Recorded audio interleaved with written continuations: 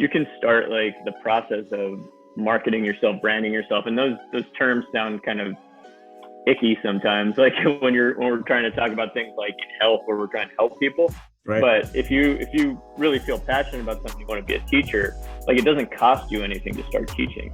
You just might not have the confidence to do it yet, but like just putting stuff out there is part of the process. And you can even say like failing so that you come back stronger the next time. But like there is not a lot of risk to doing any of that. So four broad categories I touched on in the book. The first one was just like moving in a less structured way. So like non-exercise activity is the way that it's defined in the research. And you can think of that, practically as just like counting your steps, right? Like just getting more movement throughout the course of the day. That's not purposeful exercise. So the research, which I was surprised until I actually looked into it, like how detailed it can be. It's not just like randomly moving around, but they actually broke it into like 3 different components, which was ambulation was one, or locomotion, changing body posture, which just transitioning your position more frequently. And then the third category was kind of just like a catch-all for anything that's not the first 2, which was fidgeting. So just trying to like keep track of that, like do that more frequently. You can't get all of your like the health benefits of exercise in your purposeful exercise session. It doesn't matter how structured you are with your plan and how much you're progressing within the gym.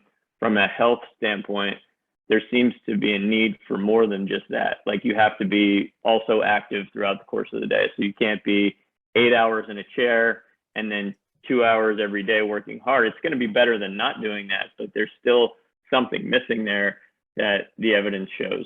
And the other chapters were squatting, getting up and down from the ground, and doing things that build grip strength. They're hugely broad categories, and the reason that I picked them was, one, because there's evidence that if you're better at those things in variable ways, so not just better in that you can like lift more weight with the squat, but that like you understand the squat better, you have more mobility in the squat, you can move fast with the squat, you can add load to the squat. Like all of those things, there's some evidence that it helps in keeping you alive longer. Getting up and down from the ground, there's some studies on that, and it's tested in different ways. And then grip strength, there's a lot of evidence because it's used in a lot of functional testing. Just like a grip strength test would be like looking at like what's somebody's strength broadly compared to someone else, and how does that affect mortality. So I wanted to start with those broad categories because I know I'd heard that they were in the evidence for that. But the problem is like that evidence is it's not like practical. It's not specific to anything. It was just kind of broad, where it's like within a study, they might look at, grip strength, but they may not talk at all about like what it means to actually strengthen grip and why the grip is important. It would just be like the thing that they tested. It was one of the outcome measurements. And then that gets sort of wrapped up in popular culture as well. You got to do like just hand squeezes and you're going to save your life, instead of like really understanding like functionally or why would grip be important. So I wanted to like make the movements incorporated with those broad categories stuff that people already know and understand, but also help like a nice versatile variable program that like you're basically touching a lot of things with just those categories. Wow. So within squatting, I talked about like kind of 3 broad things. One was like if you could squat lower, there's some evidence that like it's helpful for fall prevention. And you can think of this practically, where if you are able to like sit lower into a squat, when you fall, you won't be falling from as far of a height, depending on what angle you'd be falling. So that was something that again, there's some studies on that I referenced, but that was like a categorization of why I found like just understanding the squat and working on the squat as a valuable thing. Then for elderly people, there is studies on like just the act of getting up and down off of a chair, which you can think of as a version of a squat, and the speed in which you do that actually matters. And that's actually used a lot in testing. So it'll be like the 30-second chair rise test and things like that. The tug test, which is timed up and go, like how quickly you can get up and go. Like all of those things matter for longevity, mortality. And then just leg strength and power seem to matter quite a bit and there's few movements that would be more of a catch-all for building strength and power. And then getting up and down off the ground.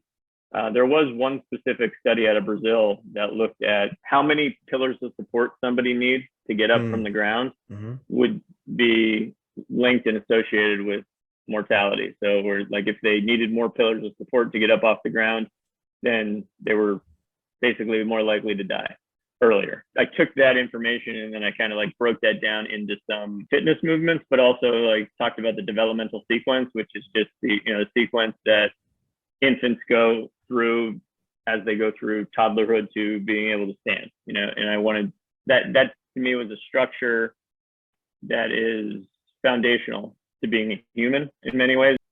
And it very much could be the same thing in orthopedics. It just doesn't tend to be, but it tends to start to veer with adults to more of like looking at the joints, looking at like specific structural diagnoses. But there's no reason not to use that framework of the developmental sequence and seeing like what you're losing basically as an adult compared to when you're a child. You haven't gained it yet, but then you eventually gain it to be able to stand up and walk. All the chapters progress to like what are the fitness equivalents of these categories. So like getting up and down from the ground, the Turkish get up, the burpee, not in the way that they would be thought of from a conditioning standpoint, but just how you can put them into the movement continuum of like, all right, well, whatever you need out of this movement, you can do it. And it allows for variability in this broad category that should be helpful for, keeping you durable longer.